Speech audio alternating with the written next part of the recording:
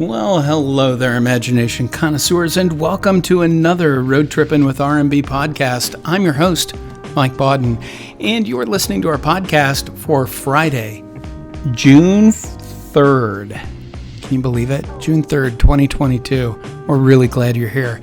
As you know, we do these podcasts every weekday. Rob is usually on his way to work. He works with John Campia and the rest of the Campia crew on producing all of their YouTube content and YouTube podcasts. It's great stuff. You ought to listen to it and watch it sometime. It's a lot of fun. But when Rob and I are on the phone, who knows what we're going to talk about? We may talk philosophy. We might talk childhood stories. We might have fond remembrances of family or friends or adventures in the world of science fiction, fantasy, and horror. Because you see, we founded the Post-Geek Singularity for that particular reason.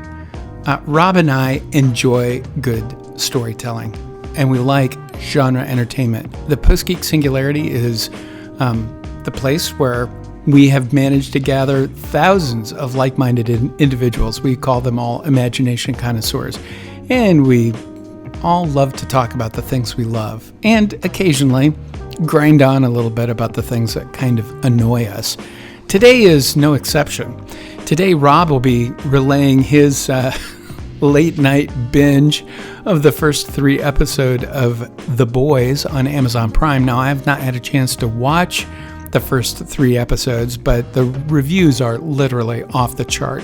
Not only did Rob like it, but a lot of other reviewers who I respect have been giving it really high marks. So it'll be interesting to hear Rob's take on that, and then comparing that to shows that are having a little bit of a challenge when it comes to telling engaging stories, and also taking a look at the new episode of the Orville that dropped, and Rob's take on that. I think you'll be pleasantly surprised with some of the reactions and some of the observations in today's show. It's a good one.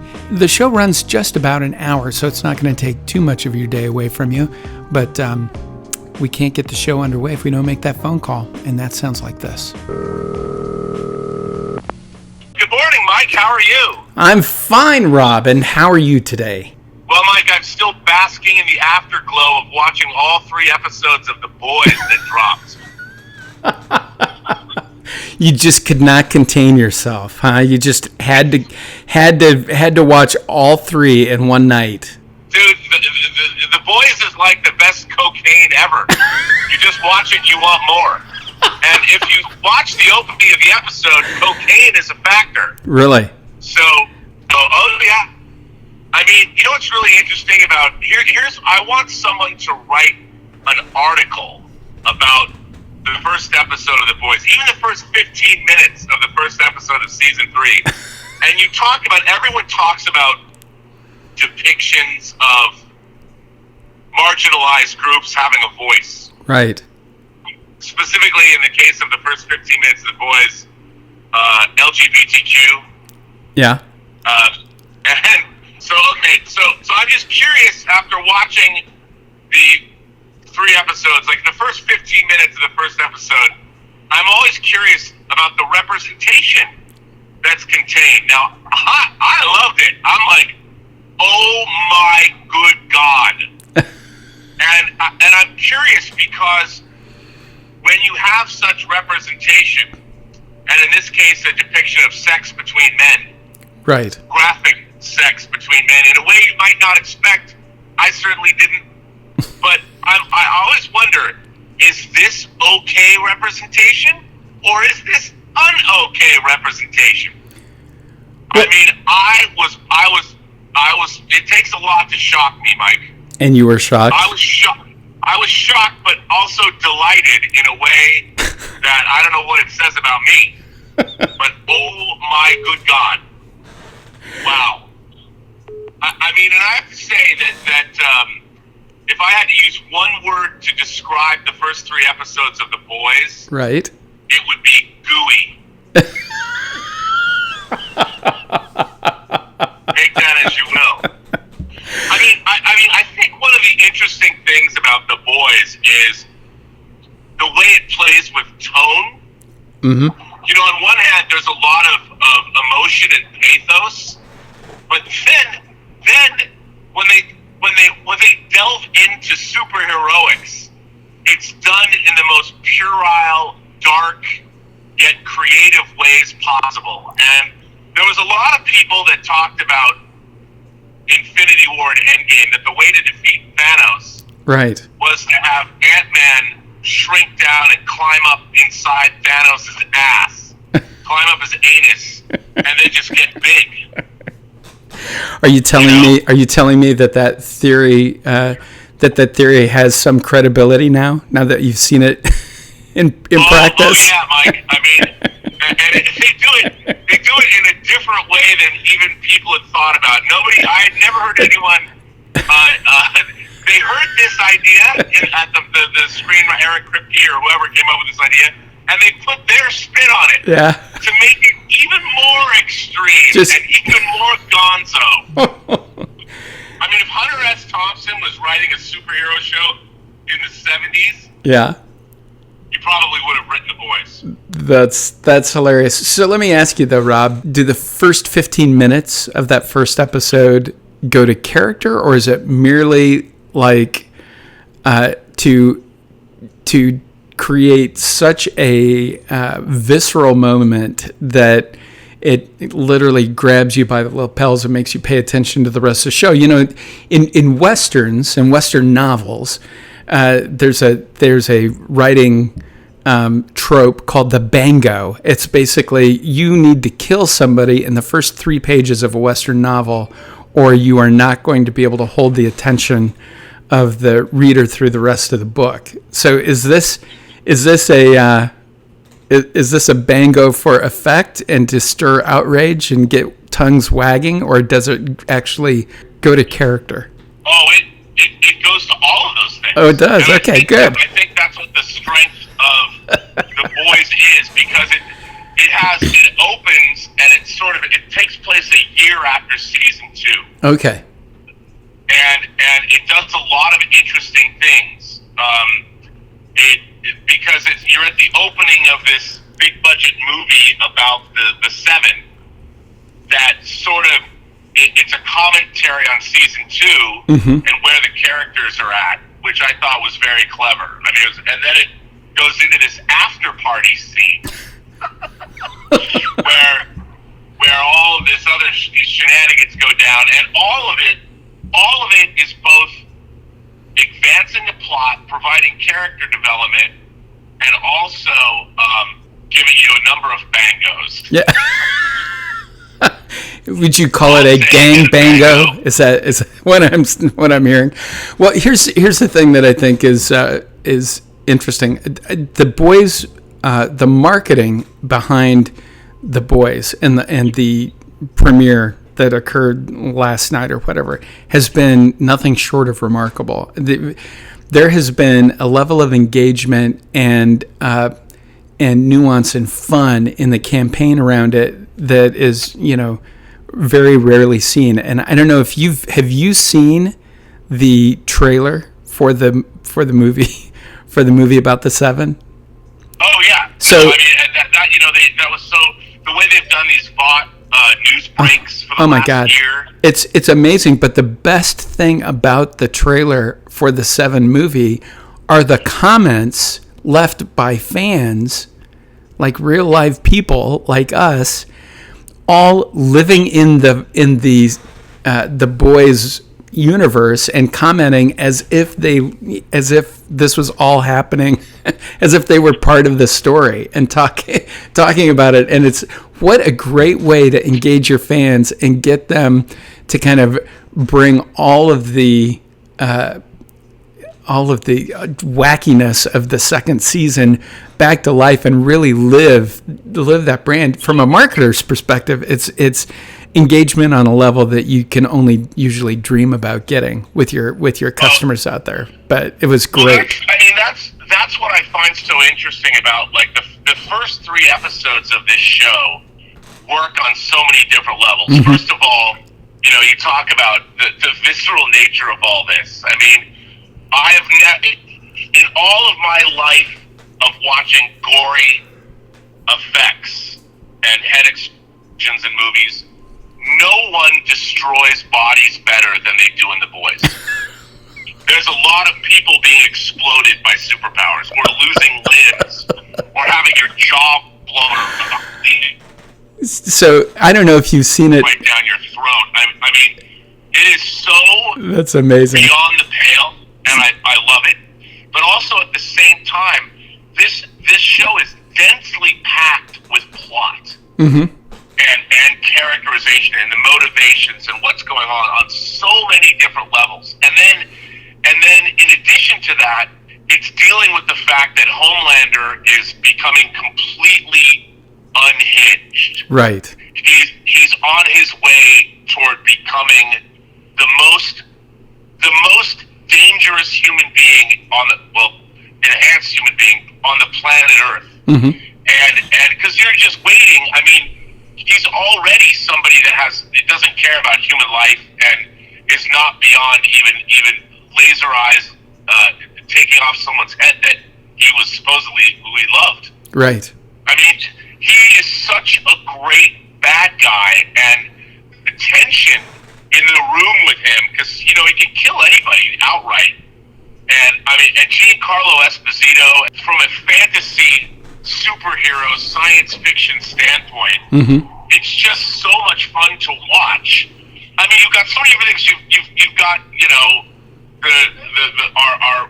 the proxy audience. We've got that character. And then you've got his girlfriend Starlight, and then you've got the Seven, and then you've got the government agents, and then you've got Giancarlo Esposito, who runs Vought and keeps all the soups under a leash. I mean, it's just there's so much going on, and it's so well done. Oh yeah. And I'm sure that a lot of people would say it's not their cup of tea because it is. And then it also dips into the most horrific and sometimes very puerile, and sometimes does both at the same time, entertainment value. I mean, if I had this show when I was 13 years old, my mind would have been blown. Oh yeah, no, absolutely. They had me when they drove that boat through the whale last season. Oh, there's a lot more of that kind, not on that scale, but yeah, I mean, it really is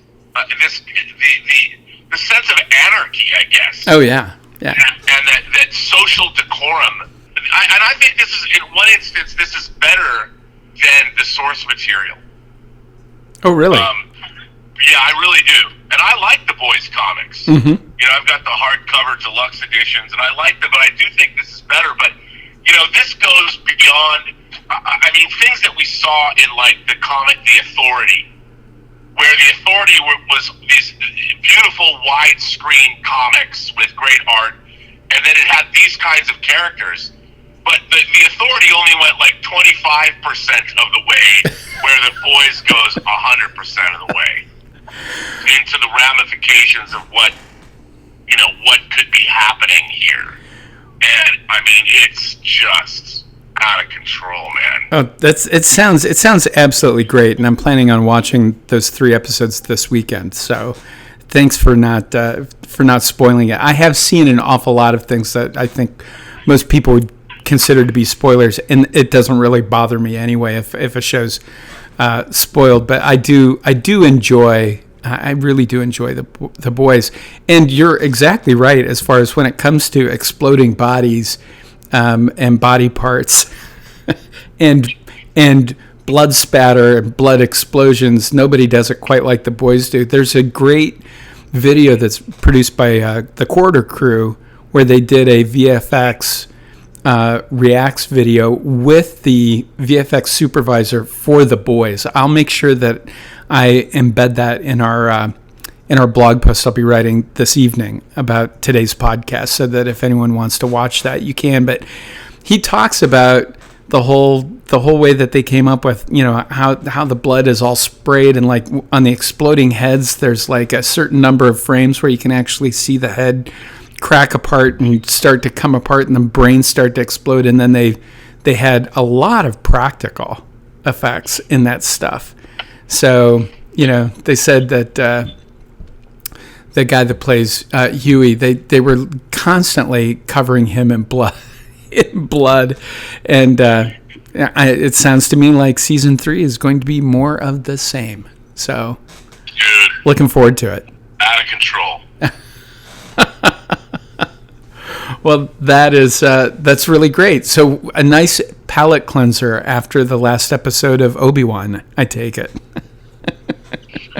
Well, I mean, it's so interesting because, you know, I get the feeling that Obi-Wan is so constrained, like the writing and what they can actually do with the character. Like you look at, if you think about the situation Obi-Wan Kenobi is in, it's really depressing. I mean, the galaxy has been, the Republic was swept away by an empire. Kenobi for 10 years has been in exile, but you don't feel it. You watch it and you're like, oh, he's working, cutting meat on Tatooine and overseeing Luke and living on his own, and it's all like you're looking at it, but you don't believe it.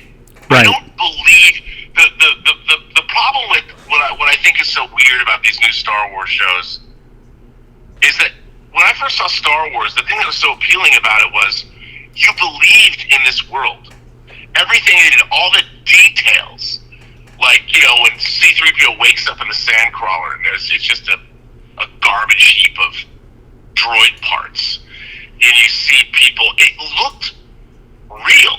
Right. It looked like a mobile junkyard, and all the detail felt real. Everything in Obi-Wan and a lot of the Star Wars shows, I just don't buy it. The detail isn't there. The meticulous detail, and a lot of people don't care about this kind of thing, but I think a lot of people aren't necessarily even aware of it. And when it comes down to detail, it's even like motivations of characters. And like in this latest episode of Obi-Wan, they're sitting in a transport full of stormtroopers, and Kenobi accidentally let slip Leia's name. Right. Even though he wouldn't do that. No. He's not that stupid. And when you watch that, they do that convenient so the plot can create tension. I'm like, you know what? That's bad. And I don't believe it. I don't believe Obi-Wan Kenobi is he's 10 years. He's not stupid. No. You know, he's sitting there with stormtroopers. He's going to be hyper aware of what's going on. Well, he certainly was in A New Hope, wasn't he? I mean, he was aware of everything going on, and that was, 10 to 15 years from the contemporary time period. People always say, well, Rob, that was 10 years later. I'm like, look, the thing that I hate is that you don't forget who you are simply because, like people say, well, it's 10 years earlier. Dude, you're formed when you're a teenager. Yeah. There's habits in your life that make you who you are, and when you take them into adulthood, it's like Spock. Spock wasn't formed by the time he was when he was on Pike's Enterprise. I'm like, fuck off. Yeah, he was. He didn't suddenly change and, in 10 years become more human. I mean, no, he didn't.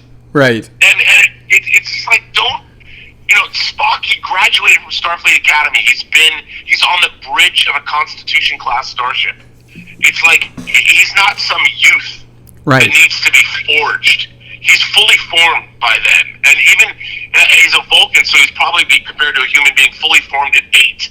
Right. And yet, people, and this is what I don't, people always are saying to me, I get this more and more and more, that people think that I expect too much of fiction. I'm like, no, I've been reading fiction my entire life. And for the most part, I've chosen well, because I seldom read a book where I think to myself, well, I don't buy this. Because you're with a character and you understand characters in well-written books, and characters don't usually do things in fiction, in novels, where you go, oh, come on, I don't believe that character would do that. Well, yeah. I mean, I don't think I've ever read a book where I've been completely taken out of the book by a character doing something stupid. Well, authors don't dare do that. I mean, they that's why you work with editors, is to make sure that those kind of things remain consistent, because what happens if a reader gets taken out of a book? He puts the book down and never picks it up again.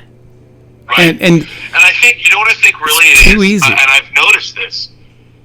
They're genre fans, and I don't mean to be critical of people, but when I was growing up in my formative years, books were just as important as movies or television. Right. There were very few good television shows, and frankly, there were very few great science fiction and horror films. Mm-hmm. There was a lot of them, but I'm talking about great movies. I mean, I always put books on a pedestal. Like, I read Dune when I think I was 12. Mm-hmm. When I read Dune, I was blown away by the world building and everything, and all of these books left me with a certain level of expectation of a science fiction story. And I feel that the Star Wars has been around for 45 years. Mm-hmm. There is no excuse to be giving lackluster Star Wars to people, especially when you have someone like Obi-Wan Kenobi, a beloved character. It's like, bro, go rip off a Kurosawa movie like George Lucas did to make the original Star Wars. And all these people are doing, even as much as I might have enjoyed a lot of Dave Filoni's work, mm-hmm. I feel like Dave Filoni's only ever watched or read Star Wars and listened to George Lucas. I'm like, dude. And I told people, I was saying this the other day, if you want to, or maybe I was saying it on this podcast, if you want to learn how to write a great Star Wars story, don't write a Star Wars story. Right. Take the Star Wars out of it. Now, here you've got a man who everything he fought for, everything he worked for, all the people he knew, they were utterly defeated. Not only that, the entire governmental system that you'd supported for 1,000 years was usurped and undermined underneath your very nose. Mm-hmm. You failed utterly. And not only that, so did everybody you knew. You failed in a way that had never happened before. Such failure. And it's 10 years later, the situation you allowed to happen has now taken over utterly. Mm-hmm. Now, forget what all that is. Now that you know the setting, what is a person like that, how do they live with themselves? And there's where your story should begin. Absolutely. Don't tell me where it's at. Tell me what a man or a woman or a person who had experienced that kind of failure on that level, where would they be at in their life? What would they do when they get up in the morning? How would they feel? And tell me that story. Forget the superficiality of the universe it takes place in. Tell me the human story. Yep. Of what that guy is going through. Yep. And then once you have that story, the beats of it out, everything out, then you can go, okay, now I've got my story. How do I insert it into the Star Wars universe and keep the story I've written? Right. And how do we make it feel authentic and real to that setting? Because as you've noticed and as you've noted, there seems to be something going on with a lot of this Star Wars content that's appearing now on Disney Plus. It just doesn't seem quite up to the same level that we're used to. And in that regard, we actually have a letter that I want to go ahead and share with you, and then hear what you have to say about this. Because our friend and ally Pacey Coppertop has written in yet again. And this time, specifically on this subject, he wants to know, why is Star Wars production value not great? So he writes in, Mike and Rob, never fear, I'll be happy to write you another letter. If you remember, we were kind of banging on about that yesterday. So thanks, Pacey. We appreciate it. Here's what he has to say. So far, Kenobi has not been bad, but to me, that's not good enough. I don't want to echo your thoughts, but I want to say that I agree that the production value is not up to par for me. I expect Star Wars to be at a high level, and I really expect a Disney product to be at least at that level, if not higher. I mean, that's why they bought it, right? I imagine Disney as a company that was innovative and filled with great stories and characters. Now, I see them just making product for our over-consuming population. That is where I think we're at. Studios are more interested in product and fan consumption rather than getting great storytelling. They're settling for short-term profit and notoriety rather than long-term staying power and remembrance. The show's sets are boring, probably because it was filmed mostly with green screen. The bad thing is I'm noticing it more now. Just watched the first 2 episodes of Stranger Things, and it seems more well-produced. Why is that? This is Star Wars. Oh, yeah, they film Stranger Things outside on this beautiful planet of ours. My wife and I just finished 6 seasons and 2 movies of Downton Abbey, and the sets and production seem so much better. Apples and oranges, I understand, but come on. Please, Disney, do better. I'm rooting for you and just want the best effort, and I don't think fans are getting it. Keep up the good work, boys. See ya, Kevin. So there you go. What do you think, Rob? Well, look, okay, I watched 3 episodes of The Boys, and I watched the new episode of The Orville. Mm-hmm. And, it's funny, when I first started The Orville, there's a big battle sequence, and I'm looking at these effects, I'm like, hey, these are a little sketchy. But then it's a dream sequence, and you wake up and you're like, oh, and then it cuts to the actual, effect shots where suddenly it's, incredibly lush.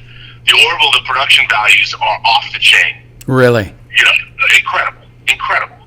And The Boys, too, filming in real sets. I think that the problem is you have young directors that are saddled with this stagecraft technology, and they're already trying to figure out their own directorial style, but now they're hampered by the way they have to shoot on the volume stages. Mm-hmm. And I agree. I think the production values of modern Star Wars are incredibly lackluster.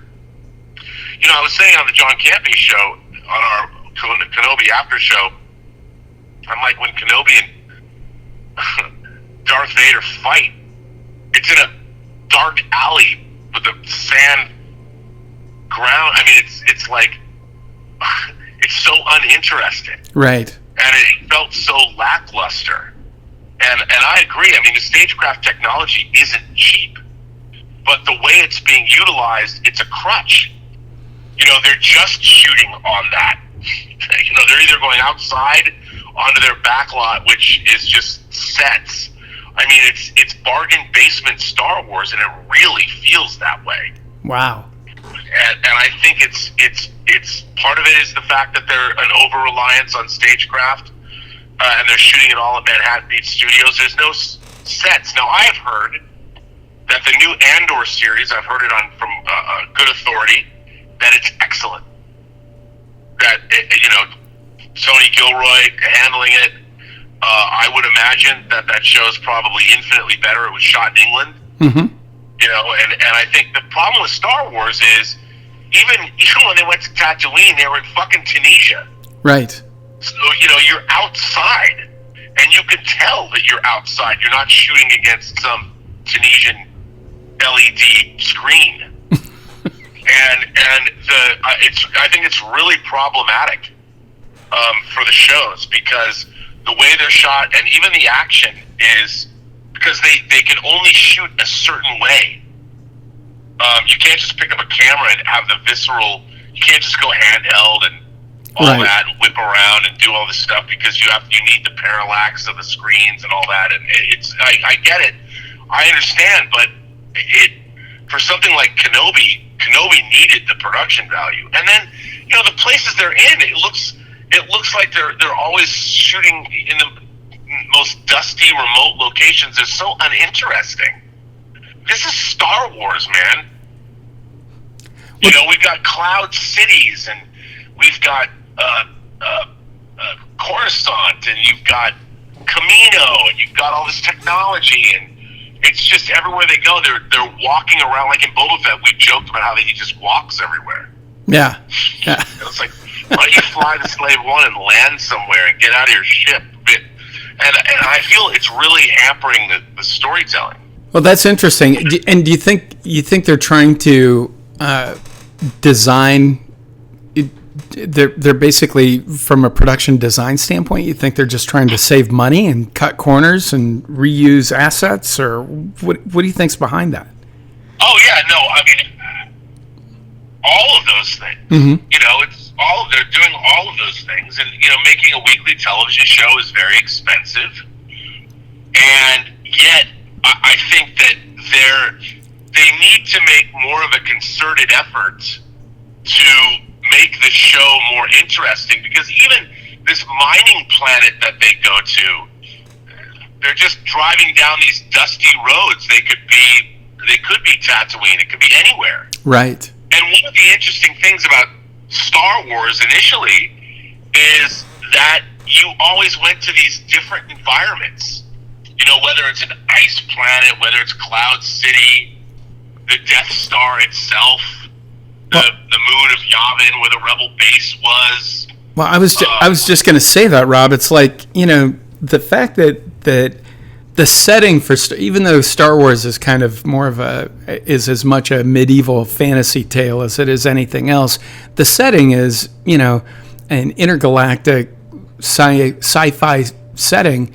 You would think that you would be able to draw inspiration from the multitude of planet types that exist and be able to say, how would a civilization or how would an outpost inhabit this kind of planet or that kind of planet, or and that you would be able to come up with a lot of, you know, variation in your settings. Well, you know, like in Kenobi in this third episode, they show what's, I guess it's called the Inquisitorius or whatever, Inquisitorium, whatever it's called, the base where the Inquisitors are. Mm-hmm. And it's on the water and part of it's underwater. It was really cool.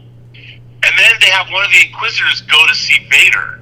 And Vader's like hanging out in his castle on Mustafar, sitting in a throne room all by himself.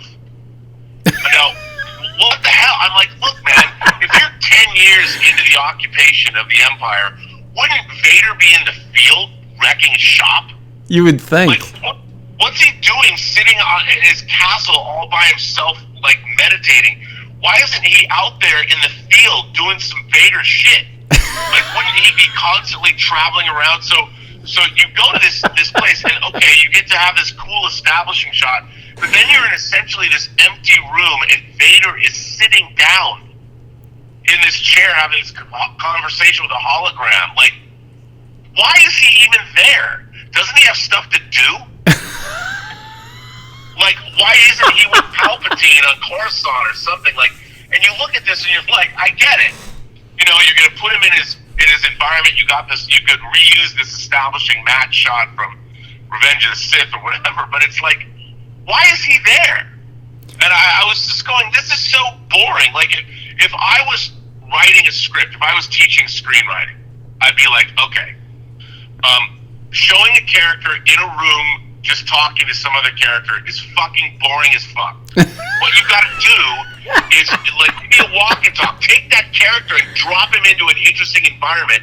And if an Inquisitor is gonna find him, have the Inquisitor stop mid-activity, whatever Vader's in the middle of doing, like pacifying a population or whatever, leading a garrison against an uprising somewhere. Like, they're in the middle of a battle, and Vader's taken off the front to meet with this Inquisitor or something. Do something.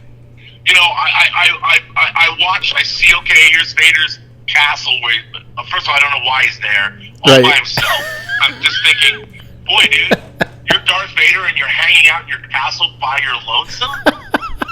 I mean, he's watching TikTok videos. Well, yeah, I mean, that's, but you look at that and I'm like, why, if you're like, they have this Rambo, you know, this armor up scene where Vader's costume is put on, and we're supposed to go, ooh, but I'm like, we've seen Vader's costume. We don't need to see him put that armor on. You're wasting time. Show me something that's interesting.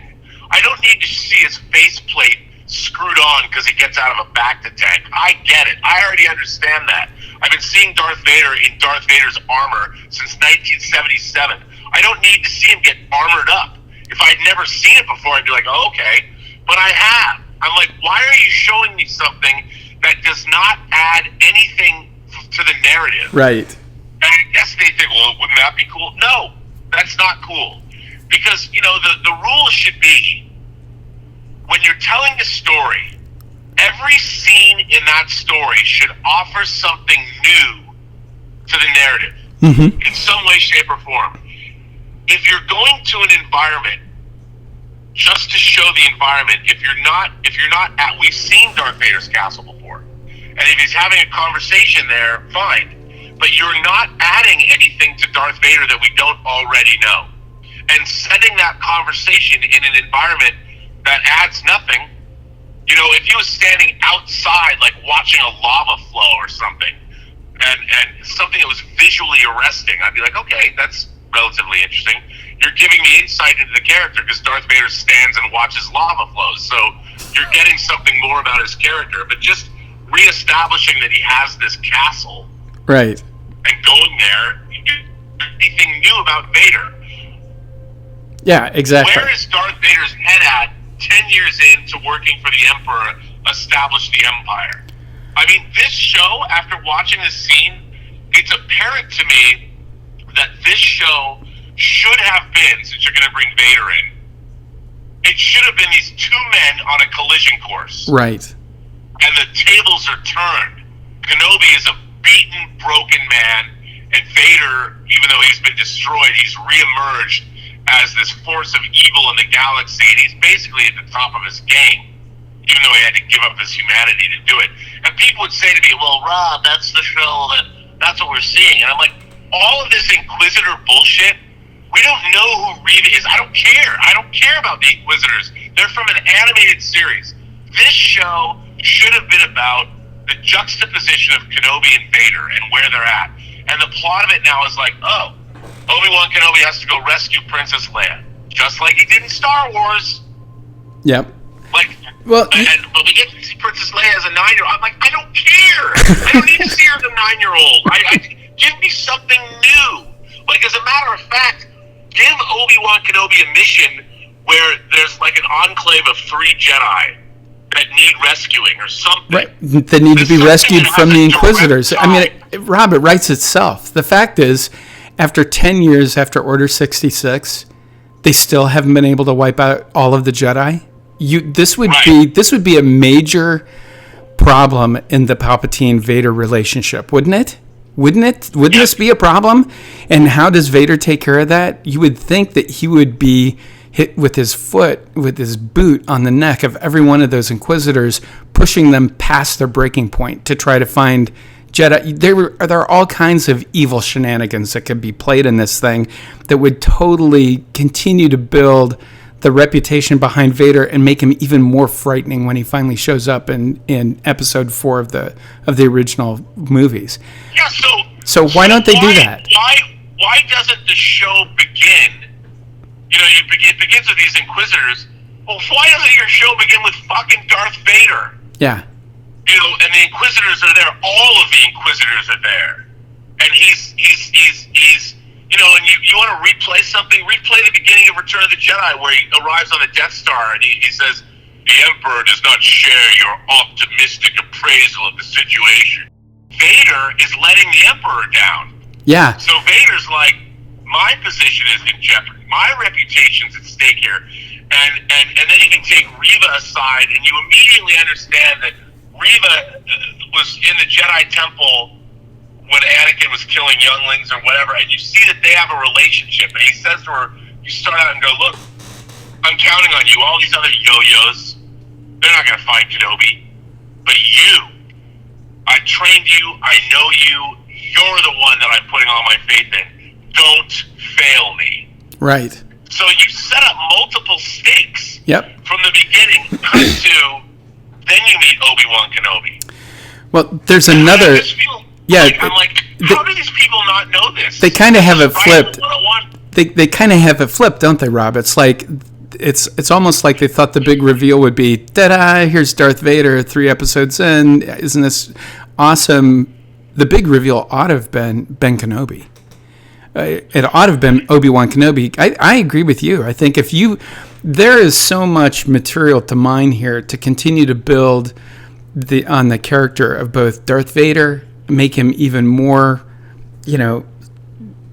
almost psychotic and driven, and the whole relationship between Palpatine and Vader 10 years after Order 66. You would think that Vader would feel, his time has run out with Palpatine, and this is the opportunity for us to actually understand why Vader is so fearful of what Palpatine can do to him, and why he obeys, someone. It's like I remember watching in Empire Strikes Back and in Return of the Jedi. I'm like, seriously? I mean, it's like this frog-looking guy. It's like, how on earth is Darth Vader afraid of that?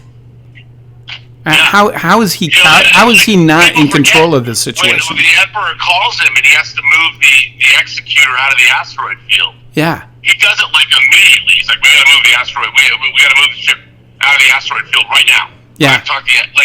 He's still terrified of him. Yeah. And this show is the opportunity to understand why.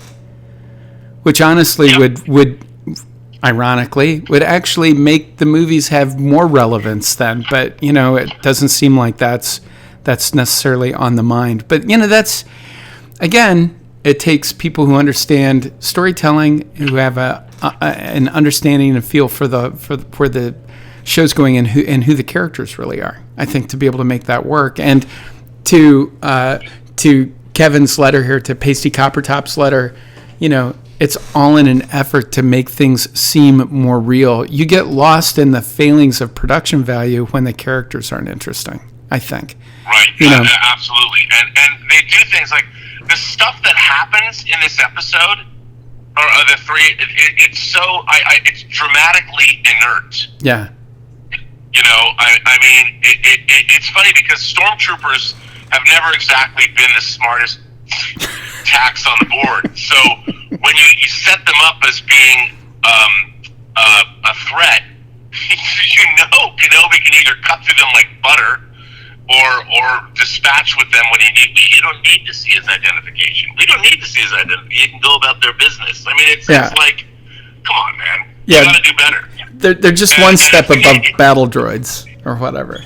Yeah. Yeah, dude. If they had opened this show with Darth Vader and dealt with the machinations of what Vader was dealing with the Emperor, and then him putting the onus on his Inquisitors. So the power he can wield is over the Inquisitors, and the Emperor wields power over him. Mm-hmm. There's a power dynamic there that could have been really interesting to explore. Absolutely. That plays into later Star Wars. And what I don't understand is, how is this not what we're getting? I mean, you've got Vader in the show. Don't hold off. That's how you grab people. Right.